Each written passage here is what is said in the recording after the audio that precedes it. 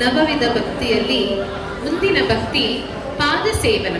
ಪಾದಸೇವನ ಹೇಗೆ ಮಾಡಬೇಕು ಅಂತಂದ್ರೆ ಲಕ್ಷ್ಮೀದೇವಿ ತರ ನಾವು ಮಾಡ್ಬೇಕಂತೆ. ಲಕ್ಷ್ಮೀದೇವಿ ಶ್ರೀಮನ್ ನಾರಾಯಣ ಪಾದ ಸೇವನೆಯನ್ನ ಸತತವಾಗಿ ಮಾಡ್ತಿದ್ರಲ್ಲ, ಆ ರೀತಿ ಮಾಡ್ಬೇಕಂತೆ. ಮತ್ತು ಭರತ ಮಹಾರಾಜರು ರಾಮರ ಪಾದ ಸೇವೆಯನ್ನ 14 ವರ್ಷ ಮಾಡಿದ್ರಲ್ವಾ, ಆ ರೀತಿ ಮಾಡಬೇಕು ಅಂತಾರಂತೆ. ದೇವರ ಪಾದಗಳನ್ನ ನಾವು ಹೇಗೆ ಸೇವೆ ಮಾಡಬೇಕು ಅಂದ್ರೆ ಫಸ್ಟ್ ಅದರ ಮಹತ್ವವನ್ನ ನಾವು ತಿಳಿಯಬೇಕು. ಅದರ ಮಹತ್ವ ಏನು ಅಂದ್ರೆ, ದೇವರ ಪಾದದಲ್ಲಿ ವಜ್ರ, ಅಂಕುಶ, ಧ್ವಜ, ಪದ್ಮ ರೇಖೆಗಳು ಇವೆಲ್ಲ ಇರುತ್ತಂತೆ. ಆ ಪಾದಗಳನ್ನ ಆಚಾರ್ಯರು, ಶುಕ್ರಾಚಾರ್ಯರು ದೇವರ ಪಾದವನ್ನ ಕಮಲಕ್ಕೆ ಹೋಲಿಸಿದರಂತೆ. ಕಮಲಕ್ಕೆ ಯಾಕೆ ಹೋಲಿಸಿದರೆ ಅಂತಂದ್ರೆ, ಆಗ ತಾನೇ ಹುಟ್ಟಿರುವ ಮಗುವಿನ ಕಾಲ್ ಹೇಗಿರುತ್ತೆ, ತುಂಬಾ ಸುನೀತವಾಗಿರುತ್ತಲ್ಲ, ಆ ರೀತಿ ಇರುತ್ತಂತೆ ಪರಮಾತ್ಮನ ಪಾದಗಳು. ಹಾಗಾಗಿ ಅದು ಕಮಲಕ್ಕೆ ಯಾಕೆ ಹೋಲಿಸಿದರೆ ಅಂತಂದ್ರೆ, ಕಮಲ ಆಗಷ್ಟೇ ಅರಳಿರುವಂತಹ ಕಮಲ ಎಷ್ಟು ಚೆನ್ನಾಗಿ ಸೌಮ್ಯವಾಗಿರುತ್ತೆ, ನೋಡೋದಕ್ಕೂ ಚೆನ್ನಾಗಿರುತ್ತೆ. ಮತ್ತೆ ಅದು ಮುಟ್ಟಿದ್ರೆ ಏನಾಗುತ್ತೋ, ಕಮಲ ಏನಾಗ್ಬಿಡುತ್ತೋ ಅನ್ನೋ ರೀತಿ ಭಾವನೆ ಇರುತ್ತೆ. ನಾವು ಕಮಲದ ಹೂವನ್ನ ವರಮಹಾಲಕ್ಷ್ಮಿ ಹಬ್ಬದಲ್ಲಿ ತಗೊಂಡು ಅದನ್ನ ರೆಕ್ಕೆಗಳನ್ನ ನಾವು ಬಿಡಿಸಿದಾಗ ಎಷ್ಟು ನಾಜೂಕಾಗಿ ಬಿಡಿಸ್ತೀವಲ್ಲ, ಆ ರೀತಿ ಇರುತ್ತಂತೆ ಪರಮಾತ್ಮನ ಒಂದು ಪಾದಗಳು. ಆ ಲಕ್ಷ್ಮೀ ದೇವಿಯನ್ನು ಸಹ ಅವರ ಕೈಯನ್ನು ಸಹ ಕಮಲಕ್ಕೆ ಹೋಲಿಸಿದರೆ, ಆ ಕಮಲಕ್ಕೊಂದಕ್ಕೆ ಹೋಲಿಸಿಲ್ಲ. ಆ ಕಮಲವನ್ನ ಜೇನು ತುಪ್ಪದಲ್ಲಿ ಮುಳುಗಿಸಿದಾಗ ಅದೆಷ್ಟು ಸಿಹಿ ಇರುತ್ತಲ್ವಾ, ಆ ರೀತಿ ಲಕ್ಷ್ಮೀ ದೇವಿಯ ಒಂದು ಕೈಗಳು ಅಷ್ಟು ಸಿಹಿಯಾಗಿರುತ್ತಂತೆ. ಹಂಗೆ ಪರಮಾತ್ಮನ ಒಂದು ಪಾದವನ್ನ ತಾನು ಸೇವೆ ಮಾಡ್ತಾ ಹೋಗ್ತಾರಂತೆ. ಈ ಪಾದ ಸೇವನೆಯ ಬಗ್ಗೆ ನಾವು ಇಷ್ಟೇ ತಿಳ್ಕೊಂಡ್ರೆ ಸಾಲದು. ಈ ಪಾದ ಸೇವನೆಯನ್ನ ನಮಗೆ ಬ್ರಹ್ಮದೇವರು ಮಾಡಿದ್ದಾರೆ. ನಮ್ಮ ಆಚಾರ್ಯರು ಬ್ರಹ್ಮ ಕಡೆಗಿನ ಪಾದము ಅಂತ ಹೇಳ್ತಾರೆ ಅಲ್ವಾ. ಹೆಂಗೆ ಬ್ರಹ್ಮದೇವರು ಪರಮಾತ್ಮನ ಪಾದವನ್ನ ಸೇವೆ ಮಾಡಿದರೆ ಅಂತ ಹೇಳಿದಾಗ, ಶ್ರೀಮನ್ ನಾರಾಯಣ ನಮ್ಗೆಲ್ಲ ತಿಳಿದಿರುವ ಹಾಗೆ ವಾಮನ ರೂಪಿಯಾಗಿ ಬಂದ್ರು. ವಾಮನ ರೂಪಿಯಾಗಿ ಬಂದು 3 ಹೆಜ್ಜೆಗಳನ್ನ ಬಲಿ ಹತ್ರ ಕೇಳ್ತಾರೆ. ಮೊದಲನೇ ಹೆಜ್ಜೆಯನ್ನ ಈ ಪ್ರಪಂಚ ಅಳತೆ ಮಾಡೋ ಹಾಗೆ ತುಂಬಿಸ್ತಾರೆ. 2ನೇ ಹೆಜ್ಜೆಯನ್ನ ಇಡೀ ಬ್ರಹ್ಮಾಂಡವನ್ನ ಅಳತೆ ಮಾಡ್ತಾರೆ. ಆ ಬ್ರಹ್ಮಾಂಡವನ್ನ ತಗೊಂಡಾಗ ಭೂರ್ಲೋಕ, ಭುವರ್ಲೋಕ, ಸುತರ್ಲೋಕ, ಮಹಾಲೋಕ, ಜಯಲೋಕ, ತಪಲೋಕ, ಸತ್ಯಲೋಕ, ಅತಳ, ವಿತಳ, ಸುತಳ, ತಲಾತಳ, ಮಹಾತಳ, ರಸಾತಳ, ಪಾತಾಳ, ಇಷ್ಟೆಲ್ಲ ಅಲ್ದಿರ ಇನ್ನ ಸಾಕಷ್ಟು ದೂರಕ್ಕೆ ಅವರು ಅಳತೆ ಮಾಡಿದಾಗ ಅದು ಬ್ರಹ್ಮ ಲೋಕಕ್ಕೆ ಹೋಯ್ತಂತೆ ಅವರ ಒಂದು ಪಾದ. ಆ ಬ್ರಹ್ಮ ಲೋಕಕ್ಕೆ ಹೋಗಿ ಆ ಒಂದು ಅವರ ಒಂದು ಪಾದದ ಒಂದು ಬೆರಳು ತಗಲ್ದಾಗ ಬ್ರಹ್ಮದೇವರು ಆ ಪಾದವನ್ನು ನೋಡಿದ ತಕ್ಷಣ ಬಹಳಷ್ಟು ಅದರಿಂದ ಬೆಳಕು ಬರ್ತಿರುತ್ತಂತೆ. ಬ್ರಹ್ಮದೇವರಿಗೆ ಅದು ನೋಡಿದ ತಕ್ಷಣ ಶ್ರೀಮನ್ ನಾರಾಯಣನ ಪಾದ ಅಂತ ತಿಳಿದಿದ ತಕ್ಷಣ ಆ ಉಗುರಿಗೆ ಅಭಿಷೇಕವನ್ನ ಮಾಡ್ತಾರಂತೆ. ಪರಮಾತ್ಮನ ಉಗುರಿಗೆ ಅಭಿಷೇಕವನ್ನ ಮಾಡಿದಾಗ ಅಲ್ಲಿಂದನೇನಂತೆ ನಮ್ಮ ಗಂಗಾದೇವಿ ಶುರುವಾಗಿರೋದು. ಹಾಗೆ ಬ್ರಹ್ಮದೇವರು ಪರಮಾತ್ಮನ ಪಾದವನ್ನ ತೊಳೆದು ಪಾದ ಸೇವನೆಯನ್ನ ಮಾಡಿದರೆ. ನಮ್ಮ ಗಂಗೆಯ ಒಂದು ಮೂಲತಃ ಎಲ್ಲಿ ಅಂತಂದ್ರೆ, ಇಲ್ಲಿಂದನೇ ಗಂಗೆಯ ಒಂದು ಮೂಲತಃ ಶುರು ಆಗ್ತಾ ಹೋಗುತ್ತೆ.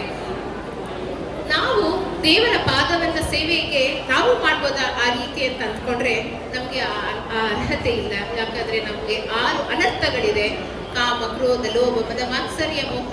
ಹಾಗಾಗಿ ನಾವು ಪಾದ ಸೇವನೆ ಆ ರೀತಿ ಮಾಡೋದಕ್ಕಾಗೋದಿಲ್ಲ. ದೇವರ ಪಾದ ಸೇವೆ ಹೇಗೆ ನಾವು ಮಾಡಬೇಕು ಅಂದ್ರೆ, ಅವನ ಒಂದು ಲೀಲೆಗಳನ್ನ ಕೇಳ್ತಾನೆ ನಾವು ಪಾದ ಸೇವನೆ ಮಾಡೋದಕ್ಕಾಗೋದು. ತಿರುಪತಿಯಲ್ಲಿ ನಿಜ ಪಾದ ದರ್ಶನಂ ಅಂತ ಹೇಳ್ತೀವಲ್ಲ, ಈ ರೀತಿ ಪರಮಾತ್ಮನ ಸೇವೆಯನ್ನ ಮಾಡ್ತಾ ನಾವು ಮುಂದಕ್ಕೆ ಹೋಗ್ಬೋದು. ಈ ರೀತಿ ನಮಗೆ ಭಾಗವತದಲ್ಲಿ ಪಾದ ಸೇವನೆ ಬಗ್ಗೆ ತಿಳಿಸಿದ್ದಾರೆ. ನಮ್ಮ ಆಚಾರ್ಯರು ಮಾಡಿರುವಂತಹ ಬ್ರಹ್ಮ ಕೆಳಗಿನ ಪಾದವು ಅನ್ನೋ ಒಂದು ಕೀರ್ತನೆ ಮುಖಾಂತರ ನಾವು ಬ್ರಹ್ಮ ಕಡೆಗಿನ ಪಾದವು, ಬ್ರಹ್ಮ ಕಡೆಗಿನ ಪಾದವು, ಬ್ರಹ್ಮ ಕಡೆಗಿನ ಪಾದವು, ಬ್ರಹ್ಮ ಕಡೆಗಿನ ಪಾದವು,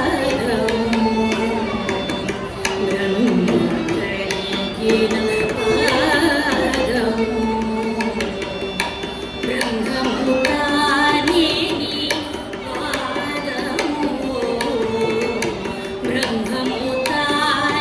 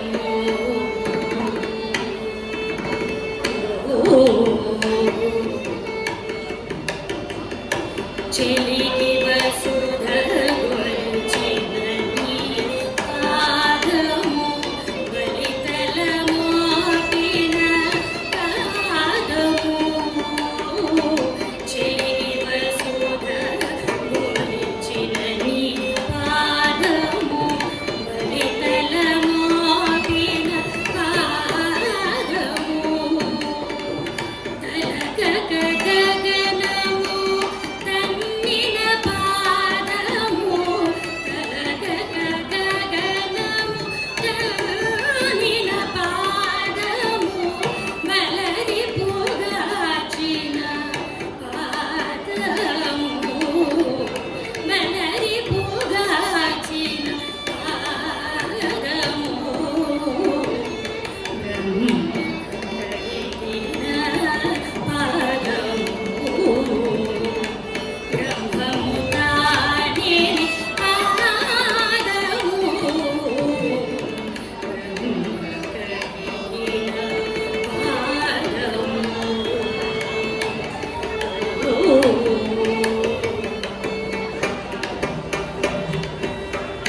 కామిని పాపము కడిగిన పాదము పాముతల నిడిన పాదము కామిని పాపము కడిగిన పాదము పాముతల నిడిన పాదము ప్రేమపు శ్రీ సతి పిసికిడి పాదము ప్రేమపు శ్రీ సతి పిసికిడి పాదము పావిడి దురగము పాదము ప్రేమపు శ్రీ సతి పిసికిడి పాదము పావిడి దురగము పాదము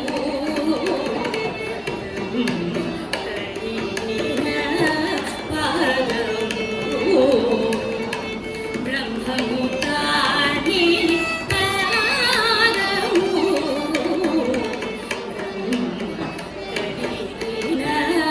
పాదము